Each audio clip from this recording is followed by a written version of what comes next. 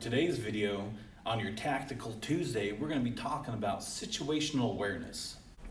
Please hit the like button, hit that subscribe button, hit that bell icon, and share this video. That will greatly help out this channel and get the message out. Thank you.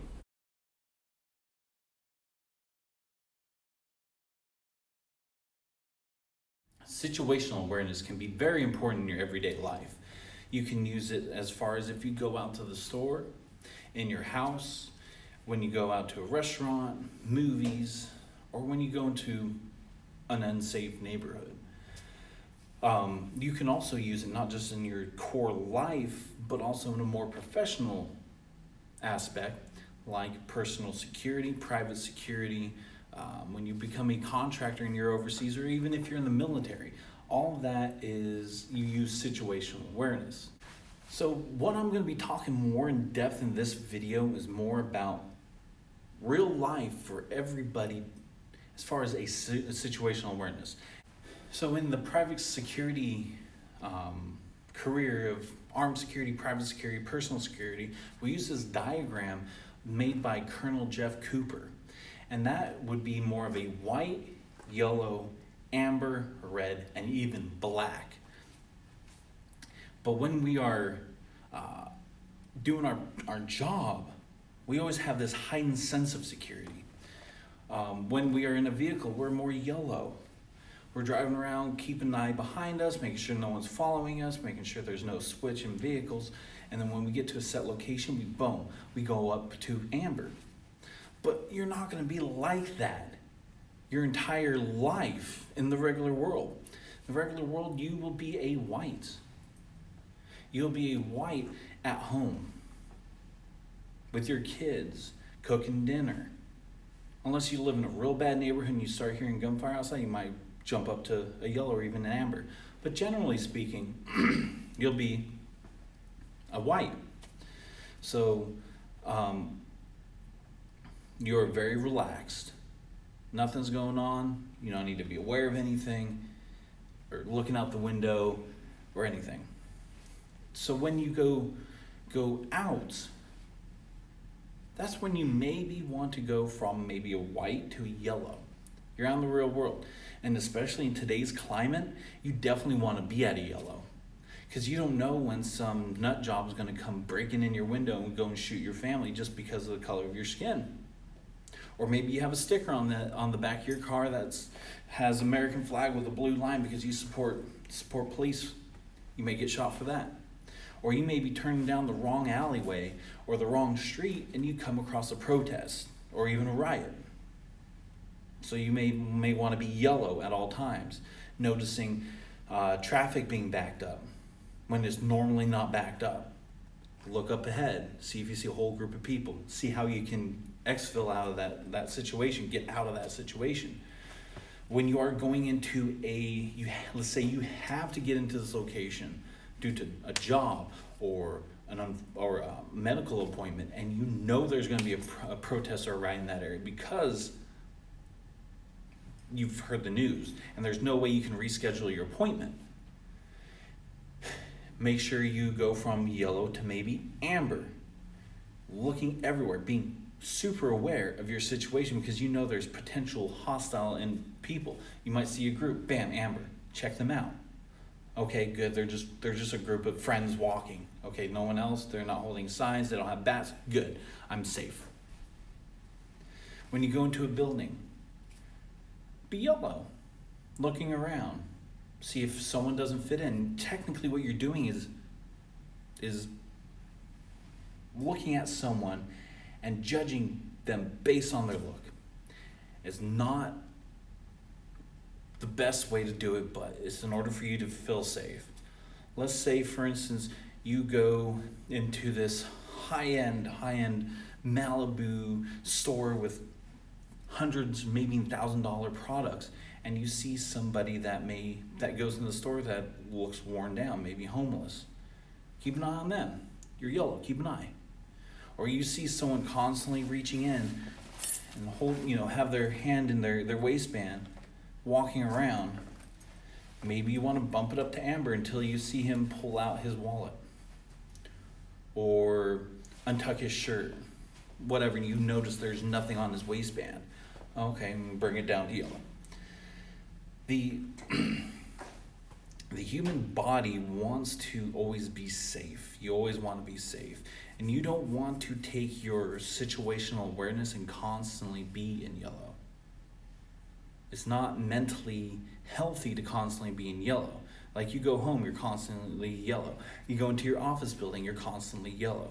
You're camping and you're around and there's no one around, but you're constantly yellow. You're constantly looking, always afraid. Or even amber, you're even more heightened aware, where you're always judging everyone, you're looking at everyone.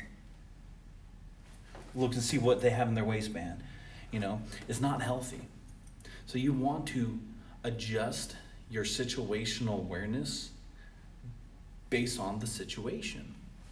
You don't want to go into let's say some dive bar where biker gangs hang out, and you see two rival biker gangs. You just don't want to be in white, you won't see it. You want to be in yellow, and you'll see it, you go, oh, okay, maybe it's amber now. Oh, they're fighting, it's red. I need to get out of here. I need to get the heck out of here so I'm not hurt. And once you get out, go down to amber. Once you're a safer distance away, go down to yellow. And once you get home, go down to white. You got to go based off the situation you're in. There's other things you can do.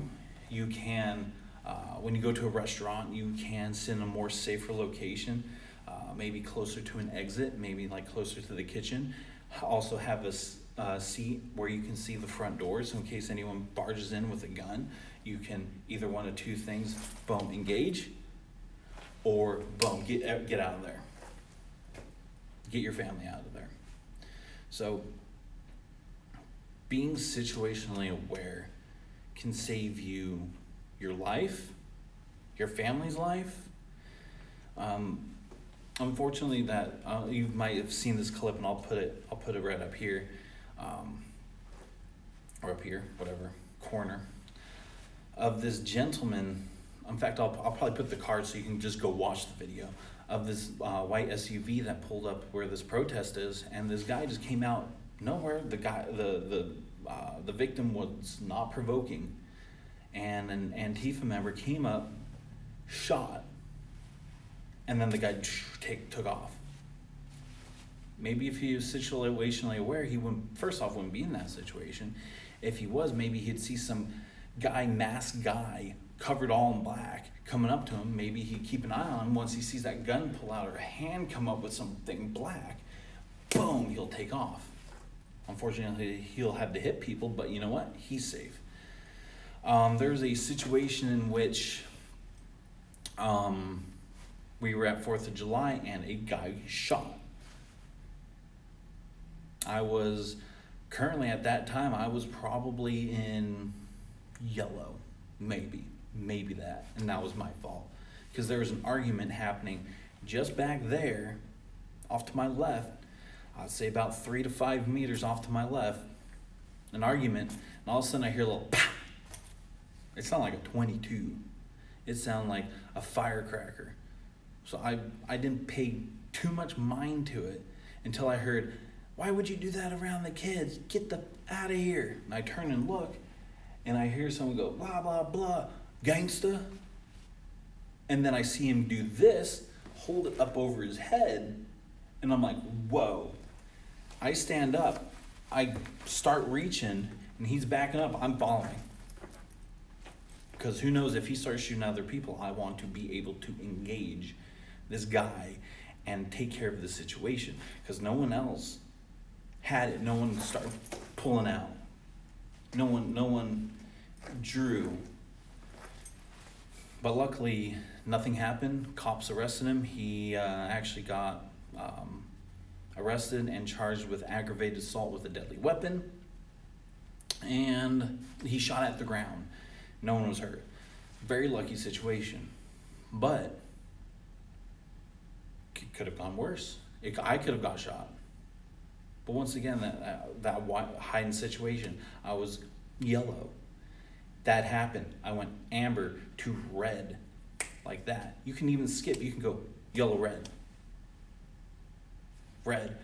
Cop got him, went to Amber, looked at everything secure. In fact, he handed his gun off to one of his friends that was with him, a female friend. We went, chased her down to get the weapon. It went from Amber to Red again. Got the weapon, got it secured.